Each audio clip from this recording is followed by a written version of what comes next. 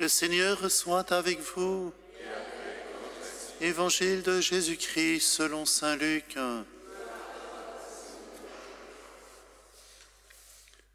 Un jour que Jésus enseignait, il y avait dans l'assistance des pharisiens et des docteurs de la loi, venus de tous les villages de Galilée et de Judée, ainsi que de Jérusalem.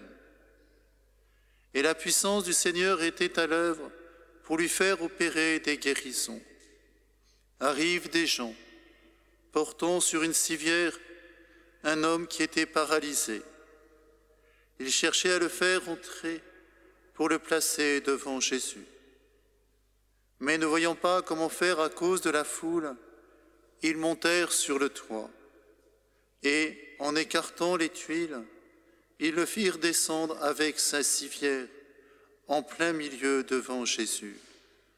Voyant leur foi, il dit : « Homme, tes péchés te sont pardonnés. » Les scribes et les pharisiens se mirent à raisonner : « Qui est-il celui-là ?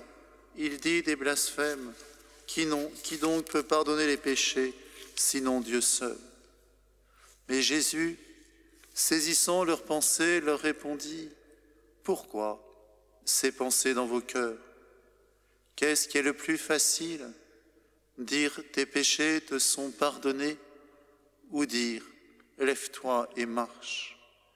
Eh bien, afin que vous sachiez que le Fils de l'homme a autorité sur la terre pour pardonner les péchés, Jésus s'adressa à celui qui était paralysé. Je te le dis, lève-toi, prends ta civière et retourne dans ta maison.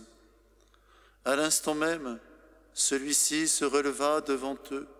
Il prit ce qui lui servait de lit et s'en alla dans sa maison en rendant gloire à Dieu.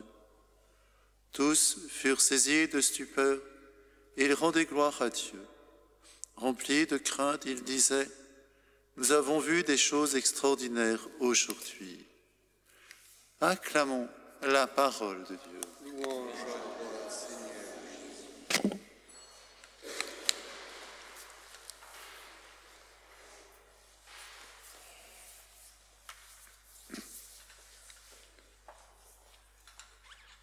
Nous venons d'entendre cet évangile et ce qui est magnifique au terme de cet évangile entendu, c'est que cette foule rend gloire à Dieu.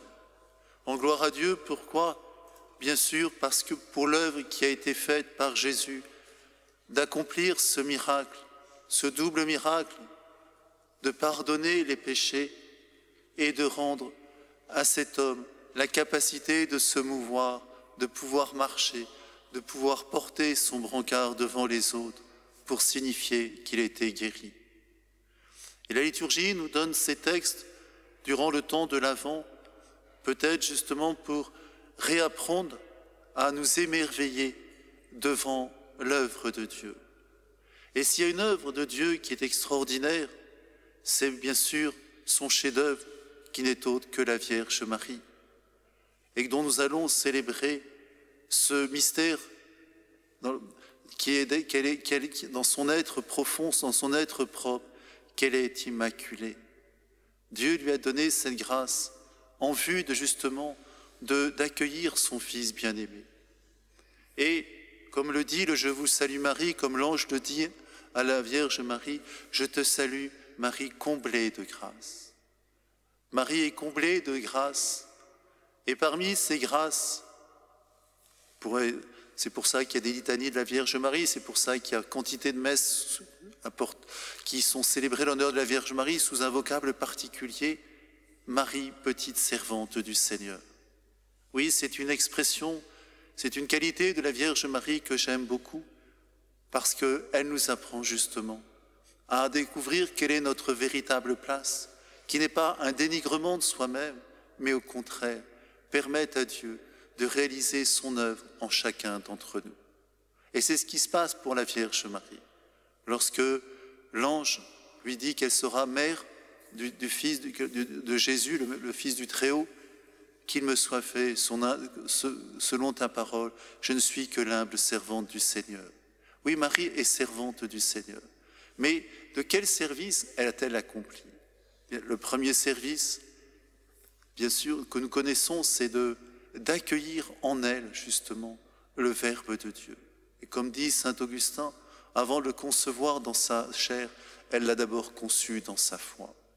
Une des qualités, je pense, du véritable serviteur, c'est d'avoir cette fidélité à l'égard de son maître. Il ne s'agit pas d'avoir une fidélité simplement matérielle. La fidélité, ça veut dire même dans ce terme propre, ça implique d'avoir la foi, d'avoir une confiance radicale. Et n'est-ce pas une des qualités de la Vierge Marie, qu'elle a une foi dans la parole de Dieu? Et cette parole de Dieu peut prendre chair en elle et s'incarner pour qu'elle puisse devenir ce qu'elle est devenue. Parce que Marie, elle est notre sœur dans l'humanité. Marie est intelligente, Marie est aimante, et elle nous apprend ce chemin, c'est-à-dire de vivre notre vie ici-bas avec cette intelligence, avec cette volonté. Une des qualités donc de la Vierge Marie, une des premières qualités justement, c'est cette fidélité, c'est-à-dire cette confiance à l'égard de celui qui l'a appelée pour qu'elle puisse être la mère de Dieu, et elle a accompli ce service. Et au milieu, je dirais, de son village, de Nazareth, de Jérusalem, elle était la mère de celui qui est là. Ni plus, ni moins, mais elle écoutait sa parole. Elle n'a bien sûr pas fait de miracle. Peut-être à Cana, elle a quand même un peu comment dire, joué un peu sur son fils. Écoute, fais quelque chose. Enfin, c'est comme ça qu'on peut interpréter, mais c'est pas tout à fait comme ça. Elle s'est remise entre les mains de son fils. Et Jésus a une telle confiance dans sa mère que tout désir de sa mère est pour lui, je dirais, un ordre d'accomplir ce qu'elle désire. C'est une des qualités, justement, d'être fidèle. Mais je crois aussi une autre qualité de la Vierge Marie, c'est son humilité. Je crois que le serviteur doit être à la fois fidèle et humble. Humble, ça veut dire aussi, justement, d'être proche de la réalité, c'est-à-dire de regarder ce que Dieu demande et de permettre à Dieu de réaliser en nous ce qu'il veut de devenir. Je crois que c'est une des choses merveilleuses que la Vierge Marie veut nous apprendre aujourd'hui, parce qu'il s'agit de tenir bon, je dirais, dans un monde qui étouffe, qui veut étouffer Dieu, qui veut bazarder Dieu en dehors de toute notre vie, et c'est dangereux. Alors que nous, justement, nous avons un point d'appui, un point d'ancrage, qui est la Vierge Marie, qui nous dit justement, n'ayez pas peur, ayez confiance, en vivant notre vie tout simplement dans la foi à l'égard de notre Sauveur, à l'égard de notre Dieu, dans cette humilité, c'est-à-dire de laisser passer, bien sûr, Jésus en premier et notre frère et notre sœur aussi en premier quand Dieu nous le demande, pour que notre vie devienne un service du Seigneur. Il y a quantité de manières de servir le Seigneur. Chacun doit découvrir où il peut servir et comment il doit servir le Seigneur.